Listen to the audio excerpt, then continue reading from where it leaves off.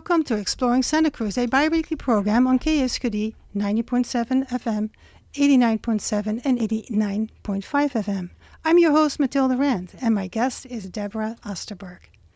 Deborah Osterberg is the author of the book Historic Tales of Henry Cowell Redwoods State Park, Big Trees Grove. Her book traces the history of how a grove of giant redwoods in Felton became the first grove of coast redwoods ever preserved for public recreation, and how it became the place where most 19th century visitors to California first laid eyes upon the big trees. While earning a degree in history and geography at California State University, Chico, Deborah began working summers with the National Park Service. After further study in cultural resource management at UC Santa Barbara, Deborah went on to a 16-year career as a museum professional with the Park Service. For 10 years, she also worked at the National Archives at San Francisco, specializing in Bureau of Indian Affairs records. Deborah is currently the curator at the Capitola Historical Museum. Welcome, Deborah. Well, thank you very much for having me. So, Deborah, you grew up in Capitola and moved away. What made you come back? I was working at the National Archives of San Francisco, which is up in San Bruno. But in 2014, my father passed away in the Santa Cruz area. So I decided to move back to take care of all his effects. So I left the archives. And it took about a year and a half for me to go through all his things. And while I was doing that, I couldn't really work, full time. And so I decided to volunteer. I volunteered at a very special place to me, Henry Cowell Redwoods State Park. And that's because my late brother had been the heavy equipment operator there for the state and lived at the park for nearly 30 years. So I decided that was the perfect place to volunteer. And I had already had that park background, so being in a state park made me feel like I was back home again. So that's why I came back. And you stayed. And I'm stayed, yes. Tell us, how did the book Historic Tales of Henry Cowell Redwoods State Park, especially the Big Trees Grove, come about? Yeah, well, as a volunteer, I was doing research, and I learned a little bit about the resort history of the park from some wonderful, very knowledgeable, longtime docents there. But when I looked at some books in our library, I saw that there was very little mentioned about it in books. That they would say, that Joseph Warren Welch had bought the property, and supposedly it was a resort for a long time. They'd always mentioned that President Theodore Roosevelt visited in 1903, and then that was pretty much it. And as I started researching, I realized I had more and more information I was finding, and it was a much more interesting story than it first appeared. And I got to the point where I had so much information and so many images that I had found, and I realized I would be filling a gap in the literature if I did a book about it. And that's how the idea came about. And it was the research that really led me to doing this. And you had a lot of experience in doing research because you did it in your previous job. Yeah, as a museum curator with the Park Service, also doing interpretation. I love doing research. I realized how much I loved research and writing when I was doing this book. Mm-hmm.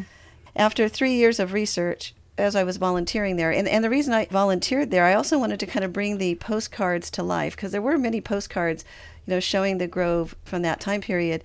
And that was another thing that excited me. I wanted to know the story behind the postcards. And I would dress up in period costume and sit out by the Fremont tree where the people would, in the past, get off the train to come visit the grove. And it was so wonderful. I had this photo album out on the table, and it'd be a surprise when people come around the corner to see me there. And then I would explain to them about how this had been the site of a resort far longer before it became a park. I miss doing that, but I just don't have any time anymore to be up there in that way. But I'm still researching the park's history, the resort's history, and still collecting historic photographs associated with it that I find on eBay and other places. Mm-hmm. So I'm still compiling quite a collection. So it's an ongoing project. Ongoing project. Maybe sequel to this book. Now, originally this book was slated for public signing, and then, of course, COVID happened. Yeah, it came out in March of 2020, exactly when the shutdown started. So every author event I had, and this was through the History Press, which is a part of the Arcadia Books folks.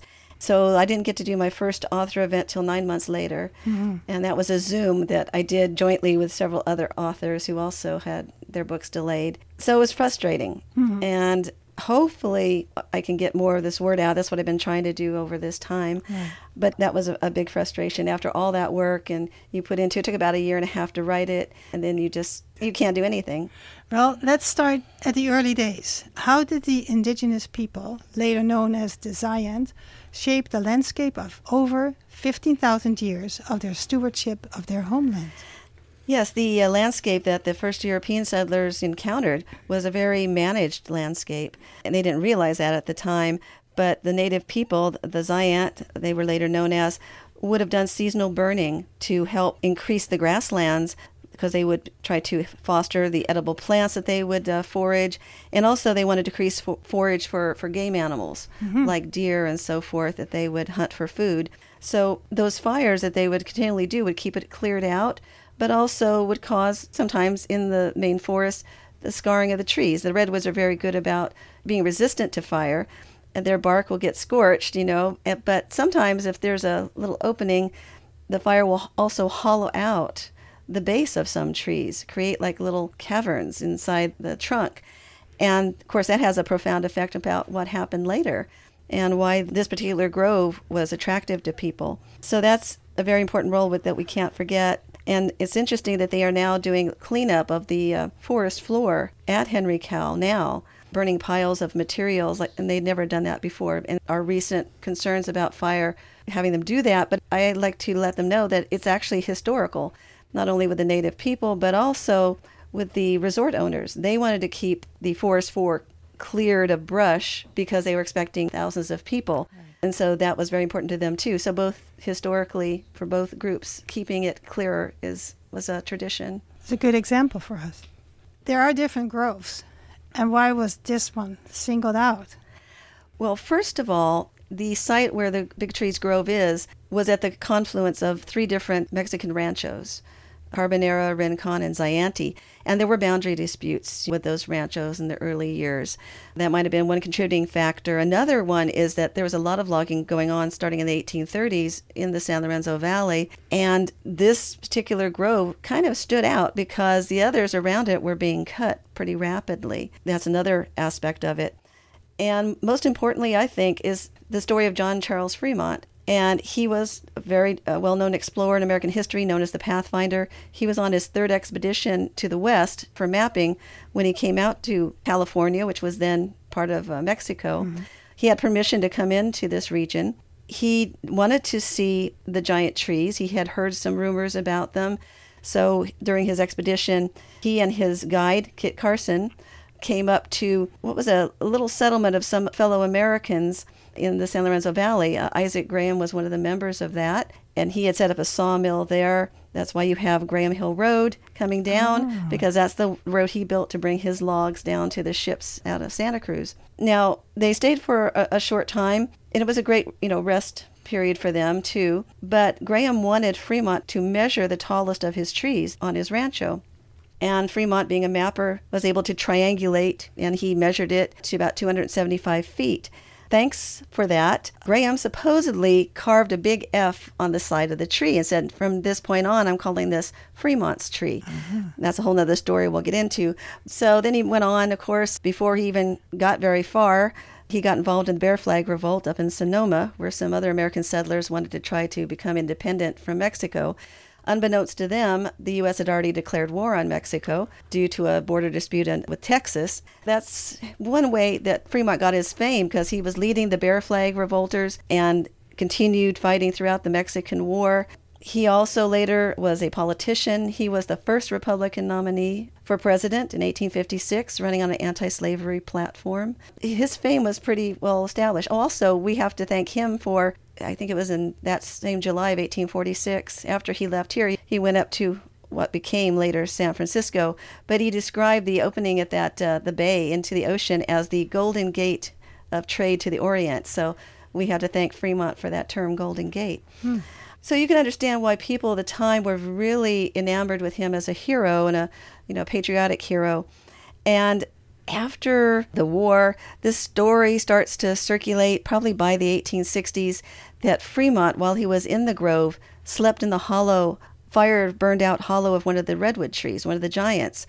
And we don't know to this day where that story came from. There's some suspicion it might have been from his wife, Jessie Benton Fremont, who helped him prepare his journals and so forth, like a ghostwriter. But we don't know. But we do know its impact because it drew people to the Grove.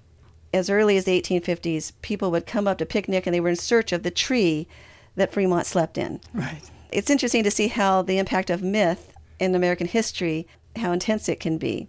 And later on, Fremont gets questioned about that, but I'll save that for later. So eventually somebody bought the Grove. Yes. There was a lawyer named Stanley who was in charge of it because Isaac Graham had passed away. And his Rancho Zayante was available to be sold. And so this lawyer was trying to find someone to sell it to and could have easily been sold to loggers. But what's interesting is that in 1867, when this was all going on, there had been a fire that swept through the Grove. So that's the last fire that went through what is now Henry Cowell Redwoods. And a lot of the trees were scarred from that. Well, maybe that's why the loggers weren't as interested. But he had an acquaintance, Joseph Warren Welch, who was a man from San Francisco. He was a man who delivered the newspaper. It was the early Alta California newspaper, and that's how he, got some money. And he went down one time with his family to camp out at the Grove, probably at the suggestion of his associate there. And his wife so fell in love with it that he bought it that December of 1867. And a lot of family story is that he bought it as a Christmas gift for his wife. Mm. Well, he bought 350 acres, which included the big grove of trees in the center of it. But they remained up in San Francisco. They left it open for people to continue to come up and picnic there. And that's how it was for a number of years until his death. He died about 1875, and his wife was left a widow with 5 children, one of whom was very sick and would die a few years later. And here she is. She's got a home in San Francisco. She's got these children to take care of and this big property down in the Santa Cruz Mountains. And it is actually Anna Welch who is the one who leases it to a gentleman named John Hooper, who turns it into a resort. She okays that. And that's when the true resort era of the site begins. Let's take a little break because we want to let people know that they're listening to Exploring Santa Cruz on KSQD. My name is Matilda Rand, and my guest is Deborah Osterberg, author of the historic tales of Henry Cowell Redwoods State Park, especially the Big Trees Grove.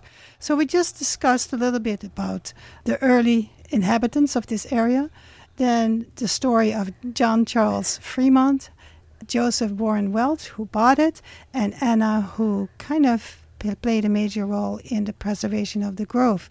Any more about Anna Welch? She came to California in 1849 via the Isthmus of Panama route, which was pretty intense way to get out to California. She also, after her husband passed on, not only did she lease it out to become a resort, but she was very protective of the trees. When the railroad was coming down from Oakland, the one that went through the tunnels under the Santa Cruz Mountains would cut right through the heart of her property to get to Santa Cruz. She filed suit against the railroad for damages. Even though she won, she only won a small amount, just over $1,000. She did have her son, her oldest son, Joseph Jr., who was at that time studying law at UC Berkeley, come out and supervise. And that's why today that section through Henry Cowell Redwoods has the tightest clearances of any railroad in the country because she wanted the fewest number of trees cut. So they made sure of that. That's why when you're on Roaring Camp's train that goes down the same route, you're that close to the trees. It's because of Anna Welch. Wow. She made sure that they were well protected. And she did until her death in 1905. Now, of course, the railroad contributed to the popularity of the grove because there was a station, right? Right. And that's the funny thing. Why did she file suit when it turns out that that was an incredible benefit for the grove, as it turned out? Yeah, originally the first railroad came up from Santa Cruz in 1875, but this one in 1880 was really important because it brought people from the San Francisco Bay Area down in a record time of 2 or 3 hours, which was really amazing compared to like a 2-day stagecoach ride, which would have been before. And it brought thousands. The first year, 1876, I have stats on, there were 9,000 visitors to that small grove. I estimate by the end of the 19th century, it could be up to 500,000 people came there. And that's how it became the place to see the redwoods. You got to remember, in the 19th century, it was still very unusual for people to come to California. Well, it was a big idea, a big event in their lives, coming to see the redwoods. Well, where else would you go? There's no big basin park yet. That's 35 years in the future. There is no other place except the giant sequoias up in the mountains of the Sierras, and it takes up to a 70-mile stagecoach ride to get to them in good weather.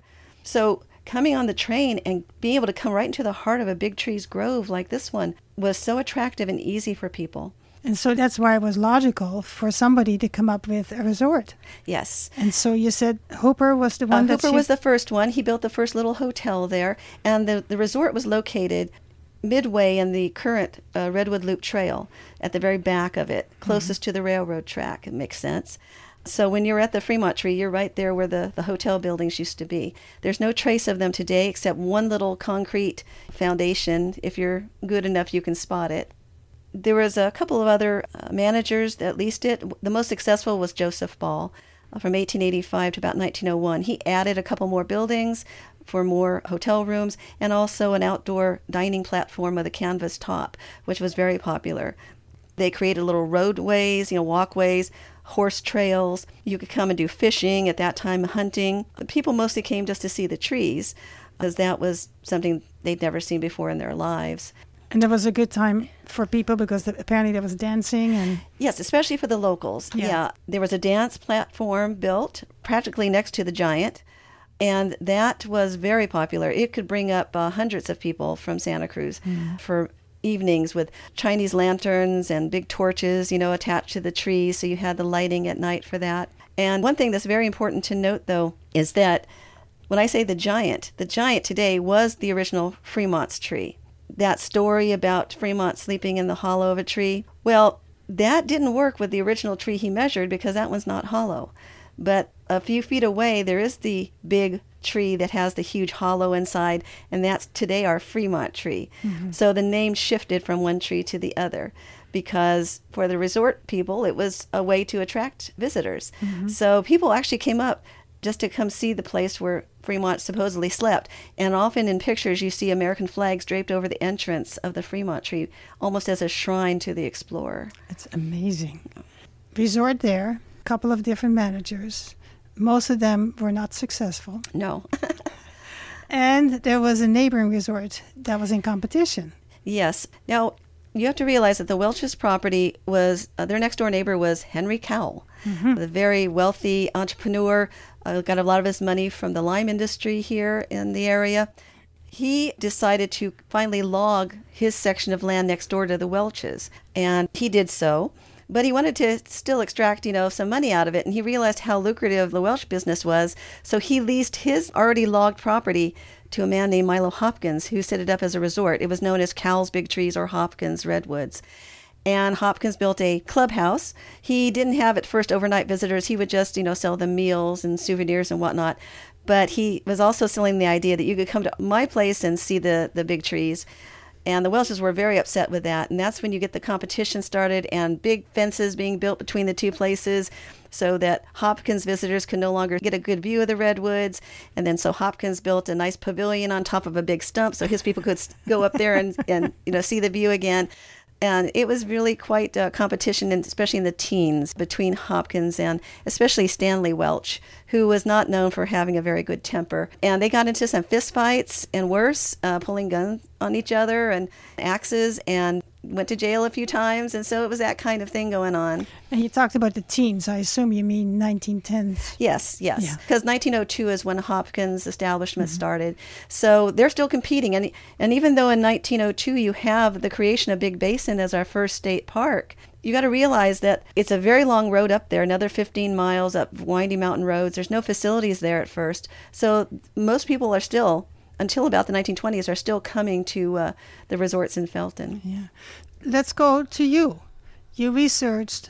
What kind of research did you do to get the story of the growth to such a detail? Couldn't do it without online newspapers and books because, there's only so much local research. And maybe that's why some of the earlier books were so limited in what they said about it. But when I got online, at first I didn't really realize it, but I kept getting all these hits from around the country when I put in these search terms.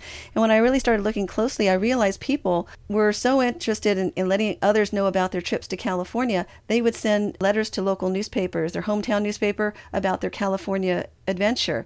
And all the time, you see these people who stopped at Big Trees Grove talking about what they saw, how they got there, what they thought of it. So I had these incredible firsthand accounts from newspapers all over the country.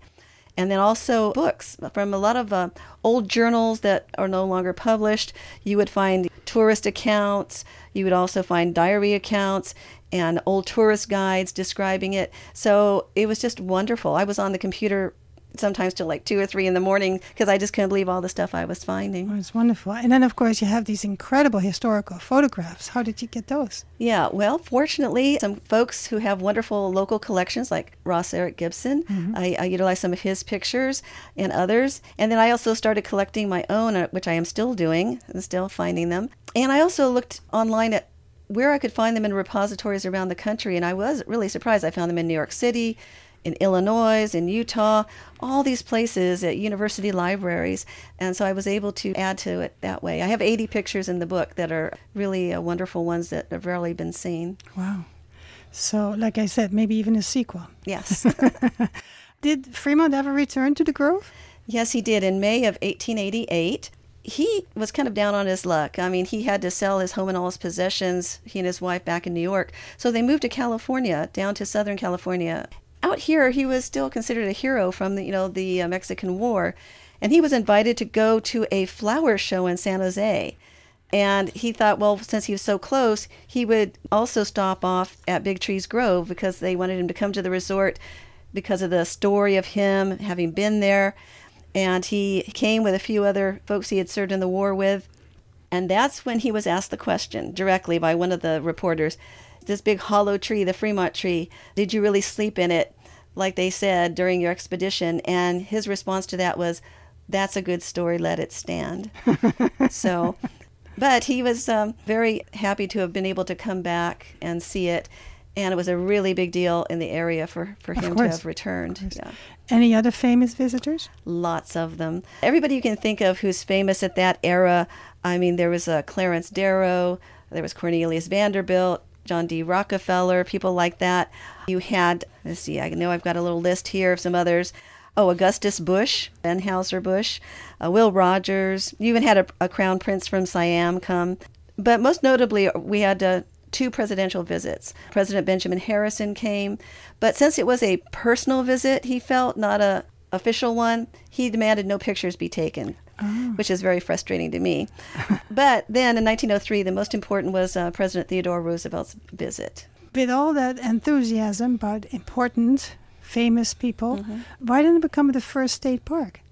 Well, it's because the Welches didn't want to sell their property. It was their livelihood. Right. And they had it for 65 years. And even though their managers didn't make any money, the Welches did make enough to make it profitable for them. They were asked over and over again. As early as the 1870s, people were recommending that it should be a state park. And so eventually became a state park. When was that? In the early 1950s. Well, it actually became a county park before then.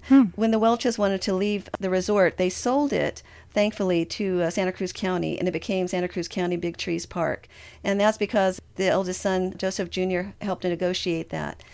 And then in 1954, Samuel Cowell, Henry's son, donated 1,600 acres. And he said, though, if I do this, you have to combine it with the county park and turn it into a state park. But his one requirement was to name it after his father, Henry Cowell, who, in my opinion, probably cut down more redwoods in the San Lorenzo Valley than anyone else. So that's our biggest irony. And that's sneaky. And that's how the Welch family story gets lost, because it wasn't named after them. That's amazing. Yeah. Now, we have a minute left. We talked in the beginning about the book signing and all that. Are you going to do another signing? Well, we hope to negotiate one perhaps sometime this summer with the Mountain Parks Foundation up at Henry Cowell Redwoods. If we do it, it'll be a joint one along with Tracy Bliss, who did a wonderful book on the history of the creation of Big Basin State Park. So our 2 books kind of go together in that way. I think I could do another hour talking with you about this book. But if people want to contact you, you can call Deborah Osterberg at the Capitola Historical Museum, where she presently is the curator, at 831-464-0322. Yes, you can. And I'm hoping to restart my blog that I have, which you can access through the Mountain Parks Foundation website, which is all about Big Trees Grove and more of those stories I didn't have time to put in the book. It's amazing. I think we just covered a third of the book right now. There's so many stories in there. You can get it at not only the Park Bookstore, but online and also at the Bookshop Santa Cruz. Excellent. Like I said, I'm Matilda Rand, Exploring Santa Cruz. Deborah Osterberg was my guest, author of Historic Tales of Henry Cowell Redwoods State Park, especially the Big Trees Grove. And she is the curator at Capitola Historical Museum. Contact her at 831-464-0322. And even better, go and see the present exhibit. Yes, which is about the 150th anniversary of Camp Capitola. So come on out. Yay. Thank you.